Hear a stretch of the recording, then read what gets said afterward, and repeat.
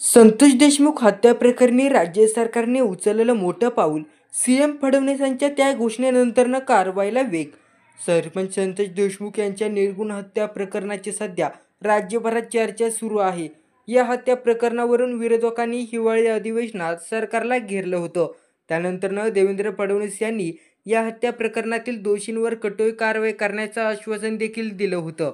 बीड जिल्ह्यातील मस्साजोग गावाचे सरपंच संतोष देशमुख यांच्या निर्घृण हत्या प्रकरणी सध्या राज्यभरात चर्चा सुरू आहे. विरोधकांनी सभागृहात आक्रमक पवित्रा घेतल्यामुळे खुद्द मुख्यमंत्री देवेंद्र फडणवीस यांनी संतोष देशमुख हत्या प्रकरणातील दोषींवर कठोर कारवाई करणार असल्याचं आश्वासन दिलं आहे.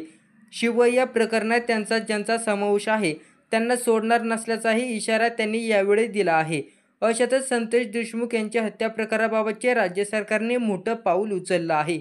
आता या प्रकरणाच्या तपासाला वेग आल्याचं पाहायला मिळत आहे. कारण सरपंच संतोष देशमुख हत्या प्रकरण हाताळण्यासाठी राज्य सरकारकडून विशेष सरकारी वकिलांची नेमणूक करण्यात आली आहे. त्यामुळे फडणवीसांनी घेतलेल्या भूमिकेनंतरनं या प्रकरणाच्या चौकशीला वेग आला आहे.